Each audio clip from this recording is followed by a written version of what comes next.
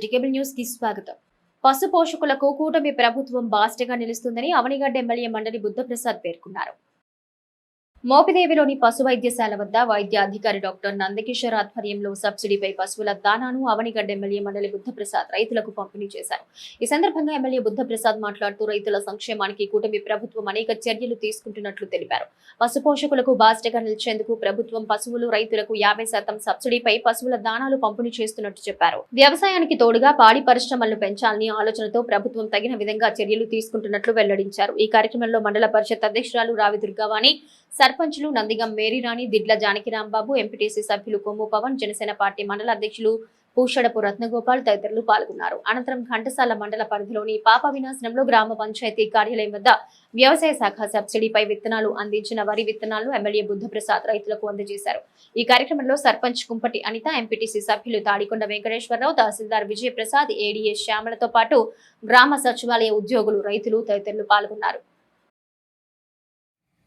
మీ అందరి ఆశీస్సులతో సహాయ సహకారాలతో ఏడాది క్రితం చంద్రబాబు నాయుడు గారు ముఖ్యమంత్రిగా, పవన్ కళ్యాణ్ గారు ముఖ్యమంత్రిగా ఈ కూటమి ప్రభుత్వం ఏర్పడిన తర్వాత రైతు సంక్షేమానికి అనేక చర్యలు చేపట్టడం జరిగింది. వాటిలో భాగంగా వాళ్ళ పశు పోషకులకు కూడా బాసటగా నిలవాలని చెప్పని 50% సబ్సిడీ మీద ఈ పశువుల దానా ఇస్తున్నారు. అంటే దాదాపు 1000 రూపాయల పైన ఉన్న ఈ పశువుల దానాని 50% 500 రూపాయలకి వాళ్ళు ఇచ్చే కార్యక్రమం చేశారు. అంతేకాకుండా ఇంకా అనేక విధాలుగా రైతులకి సహకారం అందించాలని చెప్పి రైతుని ఏదో రకంగా కష్టాల కడగండ నుంచి బయటపడేయాలని చెప్పి ప్రభుత్వం ఆలోచిస్తుంది. అన్నదాత సుఖీభవ కింద ఆ రోజున 20,000 రూపాయలు ఇస్తామని చెప్పి వాగ్దానం చేయడం జరిగింది. దాన్ని కూడా మోసం నింపటం రాబోయే కొద్ది రోజుల్లోనే వాటిని కూడా అందజేసే కార్యక్రమం కూడా వాళ్ళ ప్రభుత్వం చేపట్టింది. దాంట్లో 6,000 రూపాయలు కేంద్ర ప్రభుత్వం ఇస్తుంది, 14,000 రూపాయలు రాష్ట్ర ప్రభుత్వం ఇస్తామని చెప్పి చెప్పడం జరిగింది. అంచేత ఆ రకంగా రైతుకి కొంత ఉపశమనం కలిగించాలి అన్న ఆలోచన. అందరికీ నమస్కారం అండి. నా పేరు doctor Nandakishore, veterinary doctor, Mopidevi, Krishna జిల్లా. ఈరోజు పశువుల దాణా 2వ విడత ఇవ్వటం జరుగుతుందన్నమాట అండి. ఈ పశువుల దాణా 1,110 రూపాయలకు గాను గవర్నమెంట్ సబ్సిడీ మీద 50% సబ్సిడీ మీద 555 రూపాయలకి 50 కేజీల బస్తా దాణా బస్తా పాడి రైతులకి ఇవ్వటం జరుగుతుందన్నమాట. ఈ మొదటి విడతగా ఇచ్చిన 15.5 టన్నులు పాడి రైతుల్ని కనుక్కోగా వాళ్ళు ఇది వాడటం వల్ల పాడి పెరగటం మరియు వెన్న శాతం కూడా పెరగటం అనేది పాడి రైతుల దగ్గర నుంచి తీసుకున్న రిపోర్ట్ అనమాట అండి. ఇప్పుడు 2వ విడతగా వచ్చింది. ఈ 2వ విడత మొత్తం మండలం మొత్తం మీద 12 టన్నులు రావటం జరిగిందనమాట అండి. ఇందులో మనకి ఈ రోజుకి మోపిదేవికి మొత్తం 160 బస్తాలు, పెదకళ్ళేపల్లికి 80 బస్తాలు అనేది రావటం జరిగిందనమాట అండి. ఇది సో ప్రతి ఒక్క మండలంలో ఉన్న ప్రతి ఒక్క పాడి రైతు ఈ కార్యక్రమాన్ని వినియోగించుకొని ఈ పాడి అనేది పెంచుకోవాల్సిందిగా. ప్రముఖ సినీ నటుడు టీడీపీ ఎమ్మెల్యే నందమూరి బాలకృష్ణ 65వ జన్మదినాన్ని ఆయన అభిమానులు ఘనంగా నిర్వహించారు. ప్రముఖ సినీ నటుడు హిందూపూర్ ఎమ్మెల్యే నందమూరి బాలకృష్ణ జన్మదినాన్ని ఆయన అభిమానులు ఘనంగా నిర్వహించారు. ఈ సందర్భంగా సహాయ ఫౌండేషన్ సేవా క్యాంటీన్ లో అభిమానులు కేక్ కట్ చేసి అన్నదానం చేపట్టారు. ఎన్బీకే సేవా సమితి ఫ్యాన్స్ ఆధ్వర్యంలో జరిగిన ఈ కార్యక్రమంలో ముఖ్య అతిథి వేమూరి బాలు, మెట్టు సూరిబాబు, గణపతి, యుగంధర్, సత్యనారాయణ, వెంకట్ తదితరులు పాల్గొన్నారు.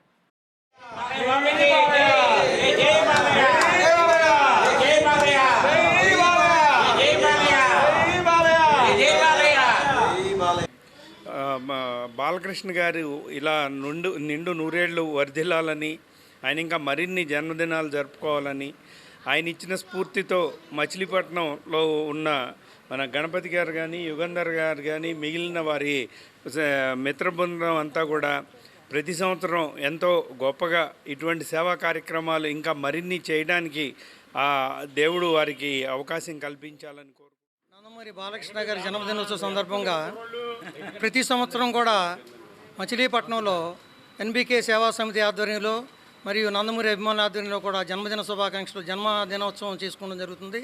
దానిలో ఈ రోజు ముఖ్య అతిథిగా మరి బాలు గారు విచ్చేయడం మాకు సంతోషంగా ఉంది. ఈ రోజున బాలయ్య గారి జన్మదినోత్సవం ప్రత్యేకత ఏంటంటే పద్మభూషణ్ అవార్డు బాలయ్య గారికి ఇవ్వటం, రెండవది తెలంగాణ గవర్నమెంట్ ఎన్టీఆర్ అవార్డుని ప్రదానం చేయటం మాకు చాలా ఆనందంగా ఉంది. ఈ శుభాకాంక్షల్లో కూడా ఇది ఒక ఆనందం జరుపుకుంటున్నాం. మరి నందమూరి బాలకృష్ణ గారు సినీ చరిత్రలో మరి వేయనేటటువంటి పాత్ర లేదు. సాంఘికం, జానపదం, జానపదం, పౌరాణికం, చారిత్రాత్మకమైనటువంటి పాత్రలన్నీ కూడా ఒక్క నందమూరి బాలయ్యకే సాధ్యమైందని.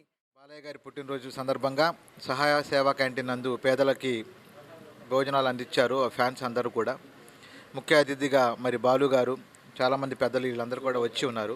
సూర్యబాబు గారు వీళ్ళందరూ కూడా వచ్చి ఉన్నారు.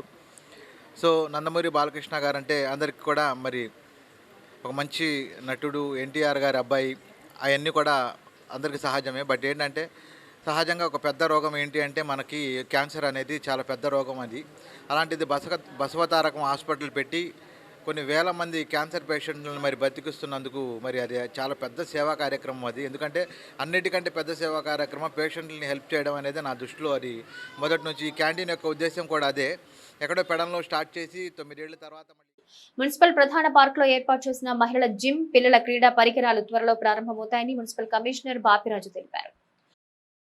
మున్సిపల్ ప్రధాన పార్క్ లో ఏర్పాటు చేసిన మహిళల జిమ్, పిల్లల క్రీడా పరికరాలు త్వరలో ప్రారంభమవుతాయని మున్సిపల్ కమిషనర్ బాపిరాజు తెలిపారు. దివి లేబొరేటరీ సంస్థ 30 లక్షల రూపాయల వితరణతో ఏర్పాటు చేసిన వీటిని త్వరలో అందుబాటులోకి తెస్తామన్నారు. రాష్ట్ర మంత్రి కొల్లు రవీంద్ర సూచనల మేరకు ప్రధాన పార్క్ లో అన్ని సదుపాయాలు కల్పించి అభివృద్ధి చేస్తున్నట్లు ఆయన వివరించారు. మచిలీపట్నం నగరపాలక సంస్థకు సంబంధించినటువంటి ప్రధానమైనటువంటి పార్కు, మున్సిపల్ ఆఫీసు పక్కన ఉన్నటువంటి కేబీకే పార్కులో డివీస్ సంస్థ వారి సౌజన్యంతో పిల్లలకు అవసరమైనటువంటి, అదేవిధంగా మహిళలకు ఉపయోగపడేటువంటి జిమ్ము, ఇతర ఆట పరికరాలు కూడా సమకూర్చడం జరిగింది. త్వరలోనే అవన్నీ కూడా ప్రజలకు అందుబాటులోకి తీసుకురావడానికి గౌరవ మంత్రివర్యులు శ్రీ కొల్లు రవీంద్ర గారి ఆధ్వర్యంలో తీసుకోవడం జరుగుతుంది. రాష్ట్రంలో మహిళలపై జరుగుతున్న అఘాయిత్యాల పట్ల వైసీపీ మహిళా విభాగం నిరసన వ్యక్తం చేసింది. కూటమి ప్రభుత్వం వచ్చి ఏడాదైనా మహిళలు, చిన్నారులపై అఘాయిత్యాలు కొనసాగుతున్నాయని వైసీపీ మహిళా విభాగం నేతలు ఆందోళన వ్యక్తం చేశారు. రాష్ట్రంలో మహిళలపై జరుగుతున్న అరాచకాలను ఖండిస్తూ లక్ష్మీ టాకీస్ సెంటర్ వద్ద వైసీపీ మహిళా విభాగం ఆధ్వర్యంలో నిరసన వ్యక్తం చేసి అనంతరం అంబేద్కర్ విగ్రహానికి వారు వినతి పత్రం సమర్పించారు. ఈ సందర్భంగా వక్తలు మాట్లాడుతూ రాష్ట్రంలో అసలు పోలీసు వ్యవస్థ పనిచేస్తోందా అని ప్రశ్నించారు. రాష్ట్రంలో జరుగుతున్న అఘాయిత్యాలను నియంత్రించేందుకు కనీసం సమీక్ష కూడా జరిపిన దాఖలాలు లేవన్నారు. రాజకీయ కక్షలు, అక్రమ కేసులు, అక్రమంగా జైలుకు పంపడం ఇదే కూటమి ప్రభుత్వ లక్ష్యంగా ఉందని విమర్శించారు. ఈ కార్యక్రమంలో వైసీపీ నగర అధ్యక్షుడు మేకల సుధాకర్, పార్టీ మహిళా విభాగం అధ్యక్షురాలు షాహీనా, మున్సిపల్ మాజీ చైర్మన్ సిలార్ దాదా, పార్టీ నాయకులు శీలం బాబ్జీ, చిటికన నాగేశ్వరరావు, బొర్రా విఠల్, మాజీ మేయర్ ముఖ వెంకటేశ్వరమ్మ, మాజీ డిప్యూటీ మేయర్ కవిత, కార్పొరేటర్ రామశం శెట్టి, వాణిశ్రీ, ఏఎంసీ మాజీ చైర్మన్ అచ్చాబా తదితరులు పాల్గొన్నారు. మన జగన్మోహన్ రెడ్డి గారి యొక్క ఆదేశాల మేరకు మహిళలపై జరుగుతున్న అత్యాచారాల మీద ఈరోజు అంబేద్కర్ గారికి వినతి పత్రం ఇవ్వడానికి వచ్చాం. అసలు ఈరోజు ప్రభుత్వం ఏం చేస్తుందో, మోసాలతోటి రాజకీయంలోకి వచ్చిన ఈ కూటమి ప్రభుత్వం ఆడవారినే ధ్యేయంగా చేసుకుని ఆడవారిని ఇబ్బంది పెట్టడమే కాకుండా మహిళలపై వచ్చే యొక్క వారికి అన్యాయాలు జరుగుతున్నదని చెప్పి ఇదివరకు దిశ యాప్లో కూడా కంప్లైంట్లు ఇవ్వటం జరిగేది. కానీ ప్రభుత్వం వచ్చిన తర్వాత దిశ యాప్ని నిర్వీర్యం చేయటమే కాకుండా మహిళలపై జరుగుతున్న అత్యాచారాలను చూస్తూ కూడా వారికి ఏ న్యాయం చేయకుండా, వారిని పట్టించుకోకుండా, వీరికి వారి మనిషి యొక్క విలువను కూడా తీసేస్తూ వారికి జరిగిన అన్యాయాల కోసం వచ్చి కంప్లైంట్లు ఇస్తుంటే ఇది వారి మీదే మళ్ళీ వ్యతిరేకంగా మాట్లాడే పోలీస్ వ్యవస్థను చూస్తున్నాము. ఈరోజు ప్రతి ఒక్క మహిళలకు కూడా న్యాయం జరిగేది అనేది లేదు. ఏమంటే అబద్ధాలు చెప్పుకుని ఈ ప్రభుత్వం వచ్చి వారికి ఇచ్చే పథకాలు ఇవ్వకుండా వారి యొక్క జీవితాన్ని కూడా ఏది ఎటు కానీ జీవితంగా తయారు చేయడం చూస్తున్నాము. ఈరోజు పిల్లలపై కూడా వారి యొక్క భవిత మీద కూడా వారికి ఎలాంటి అధికారాలు లేకుండా ఈరోజు పిల్లల మీద చూస్తున్న అత్యాచారాలు, అలాగే పెద్దలపై చూస్తున్నాము, వృద్ధులపై చూస్తున్నాము. అలాగే ఈరోజు ప్రేమించానని చెప్పి ఆ అబ్బాయికి అమ్మాయిని ఇబ్బంది పెడుతుంటే ఆ ఇబ్బందిని కూడా చూసి ఆ అమ్మాయి చెప్తే వాడు జైలుకి వెళ్ళొచ్చి కూడా ఆ అమ్మాయిని నరికేసి ఏ పాటు కాపాట్లు తీసేయడం కూడా చూస్తున్నాం. ఇలా కాకుండా అసలు ఈరోజు హోమ్ మినిస్టర్గా ఉన్న ఒక లేడీ మహిళ ఈరోజు ఎలాంటి పరిపాలన చేస్తుందో మనం చూస్తున్నాం. ఈరోజు మహిళల మీద జరుగుతున్న అరాచకాల గురించి చిన్న పిల్లలు సైతం చూడకుండా ఈరోజు జరుగుతున్న అరాచకాలు దాని గురించి అన్నింటికి మేము అందరం మా వైఎస్ఆర్ పార్టీ నుంచి ఖండిస్తూ ఈరోజు అంబేద్కర్ గారికి మెమరాండం ఇవ్వడం జరుగుతుంది. ఈరోజు నుంచి చూసుకుంటే గడిచిన సంవత్సరం నుంచి చూసుకున్న టీడీపీ గవర్నమెంట్ వచ్చినప్పటి నుంచి ఇంకా అరాచకాలు ఎక్కువ పెరిగిపోయినాయి. చిన్నపిల్లలని లేకుండా ఏమీ లేదు. మనం ఇక్కడ చూసుకుంటే మచిలీపట్నంలో చూసుకున్న పంపుల చెరువు దగ్గర 8 సంవత్సరాల పాపను కూడా ఎత్తుకెళ్ళి అంత కిరాతకంగా అంత అత్యాచారం చేసినా ఇప్పటివరకు ఏం న్యాయం చేశారో కూడా ఇప్పటికీ ఎవరికి తెలియదు. అసలు ఏం చేస్తున్నారో కూడా తెలియదు. మా ఇప్పుడు బెల్ట్ షాపులను పెట్టి ఆడవాళ్ళని ఎంత ఇబ్బంది పెడుతున్నారు. ఈరోజు పోతేపల్లి సెంటర్లో మెయిన్ సెంటర్లో జ్యువెలరీ పార్క్ దగ్గర కూడా బెల్ట్ షాపు మెయిన్ సెంటర్లో పెట్టారని ఆడవాళ్ళు సైతం ఇంట్లోంచి బయటికి వచ్చి ధర్నాలు చేసి హోంమంత్రి గారు స్వయంగా బందరు వచ్చినప్పుడు కూడా వాళ్ళు వెళ్ళి మెమరాండం ఇచ్చారు వాళ్ళకి. ఈ బెల్ట్ షాప్ వల్ల మాకు చాలా ఇబ్బందిగా ఉందండి, మేము ఆడవాళ్ళు తిరగలేకపోతున్నాం అని చెప్పినా ఇప్పటి వరకు హోంమంత్రి గారు ఏం యాక్షన్ తీసుకోలేదు. అదే గడిచిన 2 రోజులకి మళ్ళీ మహిళలు బయటికి వచ్చి మళ్ళీ ధర్నాలు చేశారు. పోతిపల్లి దగ్గర మాకు ఇబ్బందిగా ఉందండి, బెల్ట్ షాపులు తీయండి అని చెప్పి. ఇది ఈరోజు ఆడవాళ్ళకు ఉన్న గౌరవం. ఈ గవర్నమెంట్లో ప్రతి ఒక్క మహిళ దీన్ని గమనించాలి. జగన్ గారు ఉన్నప్పుడు ఎంత గౌరవంగా బతికామన్నది గుర్తుంచుకోవాలి. ప్రతి ఒక్కళ్ళు మన అంబేద్కర్కి ఫోటోకి మనం మెమోరాండం ఇవ్వటం అనేది ఈరోజు రాష్ట్ర వ్యాప్తంగా కూడా జిల్లా కేంద్రాల్లో పిలుపునివ్వడం అనేది మన జగన్మోహన్ రెడ్డి గారు చేసి ఉన్నారు. దానికి మనం జగన్మోహన్ రెడ్డి గారికి ముందుగా మహిళా విభాగం నుంచి ధన్యవాదాలు తెలియజేయాల్సిన అవసరం ఎంతైనా ఉంది.